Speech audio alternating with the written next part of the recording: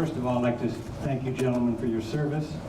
My question is for the former prisoner. What was the nationality of that gentleman who was the propaganda officer?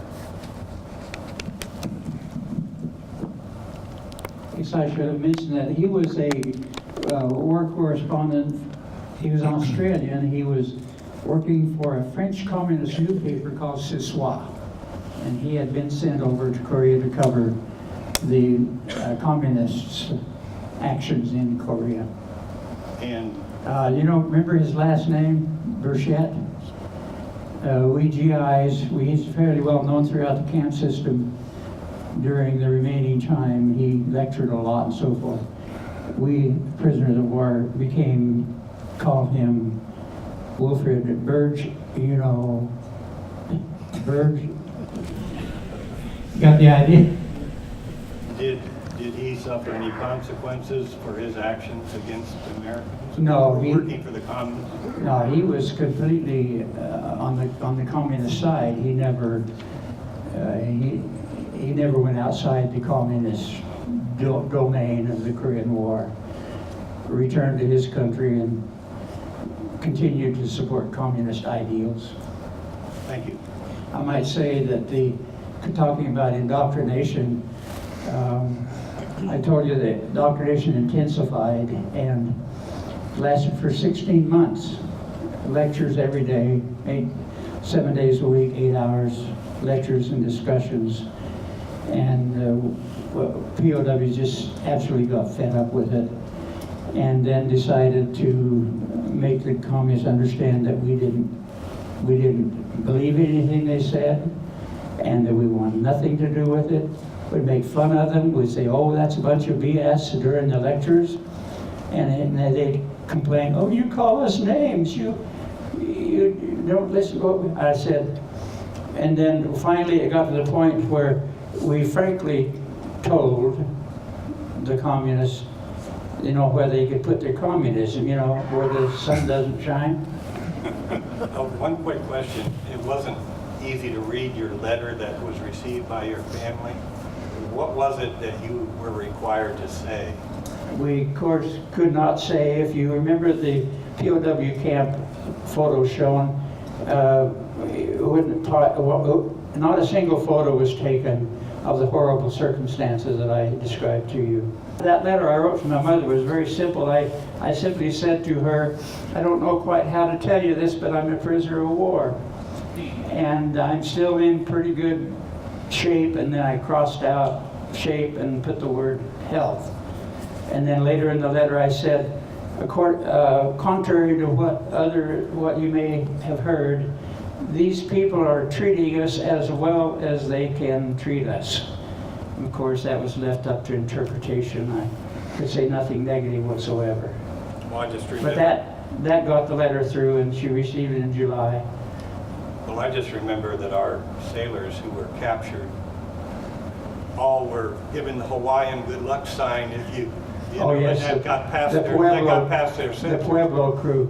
I had the privilege of meeting several of the Pueblo crew this last July, and what a great bunch of men they are.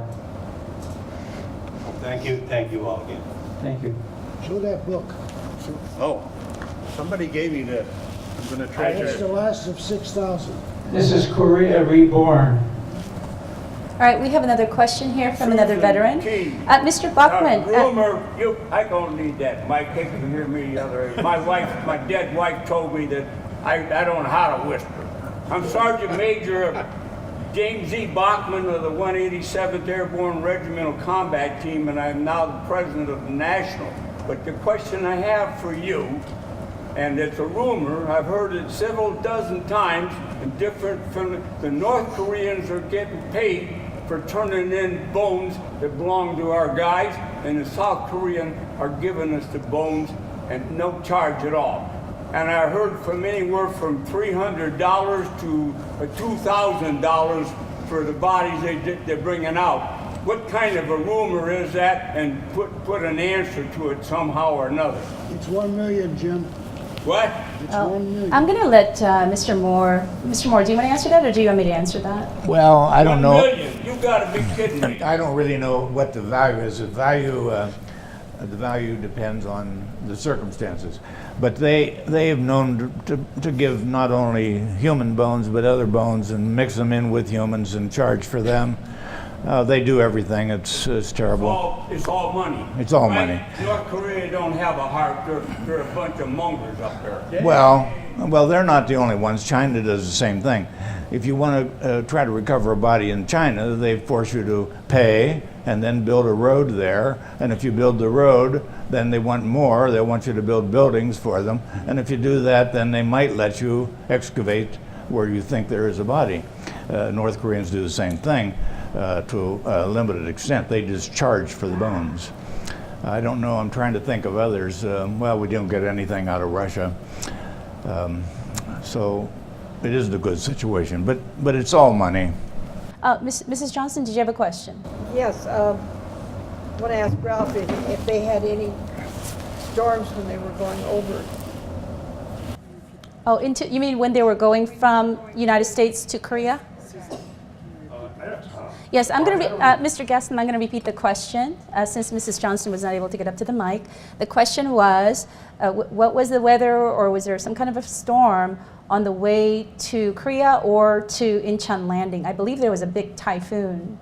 I don't recall that. I just know we ran through rough seas quite a bit, oftentimes, but really seasick, believe me. So recall that coming back is pretty smooth sailing, but going with it was kind of rough. I don't recall a major storm. Bob hit 2 typhoons going and 1 coming back. Yes. Really good. Yes. And the ship developed a crack in the hull. Right. Now, I want to introduce Mr. Johnson to you. Mr. Johnson, could you just stand up for a second? Mr. Johnson is the president of the Arizona Chosen Few, and he has devoted his life to educating everyone about the Korean War. He brought the poster boards here that you see along the wall there. So after the session is over today, please take some time to look at those. He has collected many articles, pictures, newspaper clippings, anything you can find on the Chosin Reservoir. He is truly an expert, and he certainly can talk to you more about that. But I just want to thank Mr. Johnson for his tireless devotion to educating everyone. And he himself fought in the same battles as Mr. Gastelum.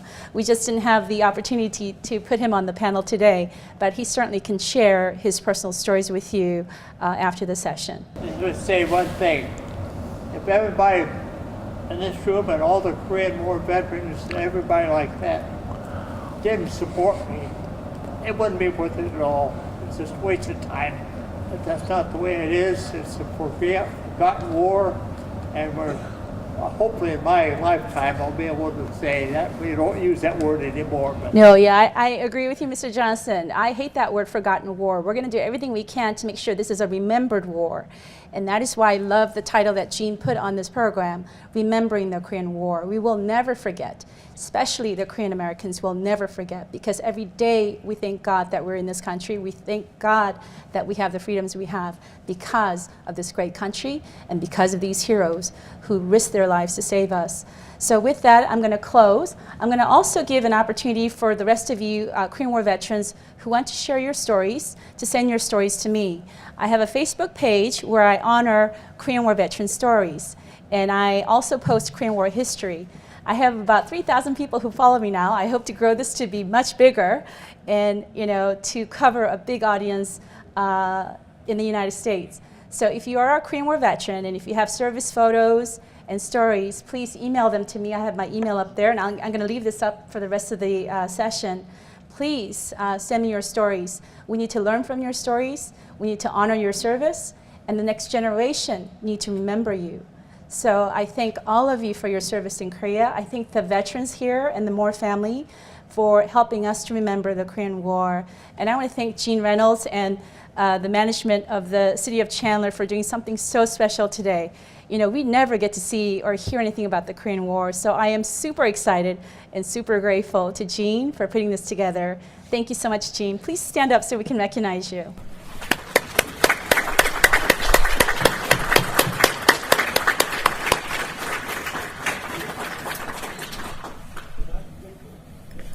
Well, I should recognize, of course, all of our library staff who are very involved in this. We have Mary Sager that's in the back there looking shy, and Ted Leeler, he's another library staff. So this is just an important series that we're doing. We're telling lots of different pieces of our history, and this was just one very special one that we really wanted to do for this series, and we're very happy to do that this year.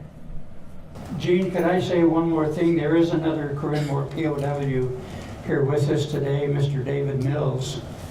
David, would you stand up?